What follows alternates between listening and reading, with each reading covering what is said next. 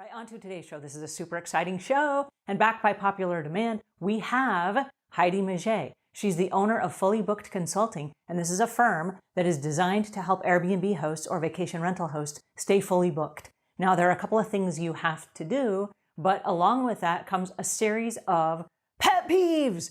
So we're going to talk about those pet peeves, and I want everybody to listen up, because whether you're a guest and you stay at an Airbnb, whether you're the house cleaner and you have to do the turnover service, or whether you're the host and you have to deal with all of it, these are things that we can all work together on to ease the process and make everything flow more smoothly. Please help me welcome Heidi Miget.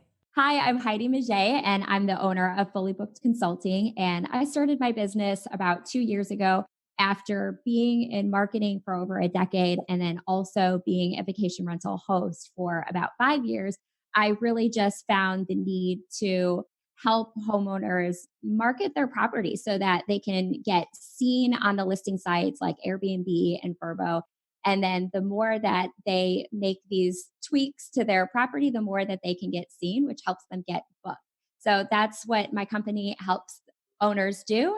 And I provide free content on my YouTube channel that helps just provide marketing tips and tricks. If you don't mind, I'm going to leave links in the show notes so that our viewers can check out your YouTube channel and also your website. Yeah, that would be great. Thank you. Now, I know you do a lot of work with house cleaners because cleaning is a huge part of the Airbnb and Vrbo industry. Please tell us a little bit some of the pet peeves that the house cleaners run into when they're at the Airbnbs. This is stuff that we find out about in the private Facebook groups. But I think if we shared it with our other hosts and also our guests, maybe we could all start working together as a team. Maybe this is a fairy tale. Maybe I'm making this up. But maybe we could all work together and we could end those pet peeves. What are they? Yes, I think that's a great idea. And really, for us as owners ourselves, who have some pet peeves, we don't have too many. We do realize that our guests are on vacation and, they're enjoying themselves. And of course, we don't have too many expectations, but we do have a few. And our pet peeves tend to be anything that prohibits us from getting a great clean done in a short amount of time. As you know, with short-term rentals, it's all about that quick turnover. And for us, we have about 6 hours to get that clean completed. And the pet peeves are anything that it makes it really difficult for us to accomplish that. So, number one, I don't know, it's crazy how often this happens, but rearranging furniture is one of the top pet peeves. We host larger groups. So, I think that they're, always just trying to bring in more chairs and have these large gathering spaces. And that's great, but just putting all those furniture back, both inside and outside, saves us a lot of time. So that would be one pet peeve is just putting it back the way you found it. I have to interrupt you there for a second because I stayed at an Airbnb about a week ago and I did move the furniture and I was like, ugh, I hate to do that because I know that Airbnb owners hate that. But I was trying to use my computer and I needed a table and there was no table in the entire place except this one little table that was the dining room table. And I was like, oh my goodness. And I was in London. And so I needed a special plug that would then not blow my computer up.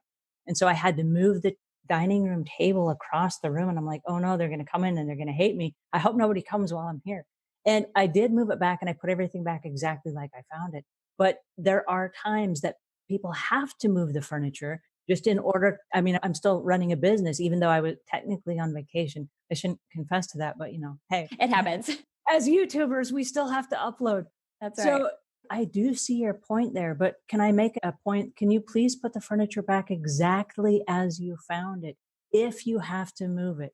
Because that would only be fair if you're in someone else's home to leave everything exactly as you found it. Absolutely. And we really don't mind that the furniture gets moved. We want them to be comfortable and different groups have different needs and that we don't mind at all. But yeah, we just ask that they do put it back. I mean, we've had some crazy situations where we used to have a futon up in one of the bedrooms upstairs and someone had brought the futon down to the living room. Are you serious? Oh my goodness, that's a huge move. Yeah. So, something like that's going to take 10, 15 minutes out of your short window of time to go move that back. So Well, sometimes, not only that, but your house cleaner doesn't have the strength to move a no. futon by themselves. Exactly, and then it's calling in reinforcements to help you with this. So, yeah, there have definitely been some things that are frustrating in the moment where it's like, "Okay, really, this is extreme." Well, that was a good one. What other pet peeves do you have? Yeah, the other one would be an excessive use of towels, and it just do the laundry. So, especially for a short weekend stay, if a guest can just use 1 towel per person, ideal. It's just a small ask, but it adds up if everybody is using multiple towels over their stay. And I know that a lot of hotels are doing this now where they have a little sign that says, if you are willing to help us conserve water and energy in the process and everything, will you hang up your towel when you're done? And then they provide hooks that make it possible for you to hang up your towels so that they'll air dry before you use them again because you're clean when you use them. Yes, exactly. And I do think that type of education is helping. We've noticed over the years that has gotten a little bit better. But yeah, just anything that adds to the laundry. Now, I've got a question. Somebody asked me earlier today, how often should they wash the comforters?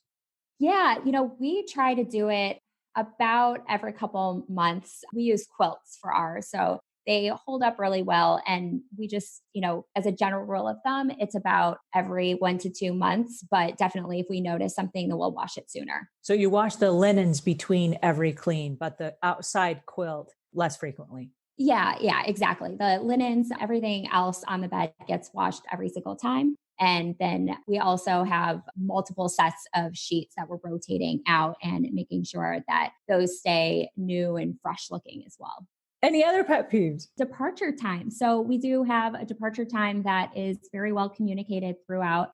And if they are not going to be out of the home by that departure time, we just appreciate a heads up. And that really helps our cleaning team because otherwise they're waiting out in the parking lot, just waiting for everyone to leave. And sometimes they can be sitting out there for 25, 30 minutes. So just a proper heads up if they're not going to be able to be out on time. But of course, we much prefer that they are out ahead of time if possible. And do you have any food pet peeves as my last question? Yes, that is another one. Leaving food in the fridge. We sometimes have an entire fridge out at the end of someone's stay. And, just we hate throwing out all that food too. So it's nice that they can bring the food that they brought, bring it out with them or toss it their own so that, that's not another thing that we have to do. I think, in all fairness, some of the reason people leave food is because they don't want it to go to waste either. But I don't think they realize that it can't be reused if it's been opened. Right, And right. so I know that when we've stayed at Airbnbs, we try to, this is sad, but we try to budget. Like for breakfast, we'll get one banana for each of us. We'll get an apple for each of us. And we try to only buy exactly what we're going to use and not buy things like jars of mayonnaise and mustard and all that stuff because we're not going to use them for, one sandwich. And then we're not going to leave the whole jar there and we don't want to toss it out. So we just don't buy it. Like for that one sandwich, we just don't have the extra stuff.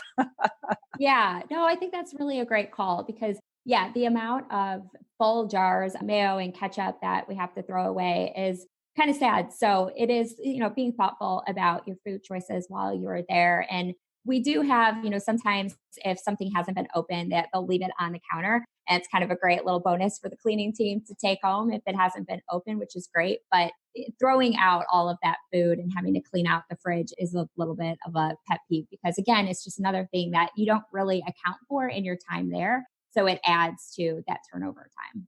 And what about food that's left open that's left out? Yeah, again, then we would just prefer that gets pitched ahead of time so that they can make that decision of what they want to bring with them. But a lot of times it just gets forgotten about, I think, because they are trying to hurry up and check out by the checkout time. I don't think they're purposely doing it. It's just an afterthought and it just gets kind of left behind in the cupboards in the fridge. From the house cleaner's perspective, it's a huge pet peeve when they come in and there are ants or there are rodents or something that have come in and found food that was left over, that was left abandoned or left on plates or whatever, because it's a constant effort to try to keep that at bay in a rotating property. And so that's a huge pet peeve. Like, just please throw all of your stuff in the garbage can and make sure the lid is on.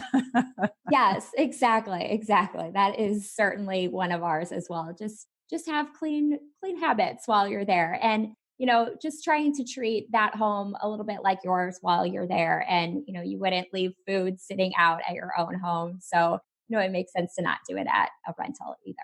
Well, this is super helpful. Thank you so much. This was actually advice for guests and for Airbnb hosts, as well as the house cleaners. This was kind of like a triple whammy. So thank Yeah. you. So much for having me on. You're welcome. Tell our listeners where they can go to find more about your consulting practice and how, as Airbnb hosts, they can stay fully booked. Yeah, so you can find me at fullybookedconsulting.com. And I have a number of resources for new owners and more advanced resources. And I also have a YouTube channel, Fully Booked Consult. Alrighty, and that was Heidi Miget, and I'm going to leave links in the show notes to everything that we talked about because she does have some free checklists. She's got a YouTube show. I'm going to link to everything. Please go find her, get to know her. She's a wealth of information as a resource in the Airbnb space.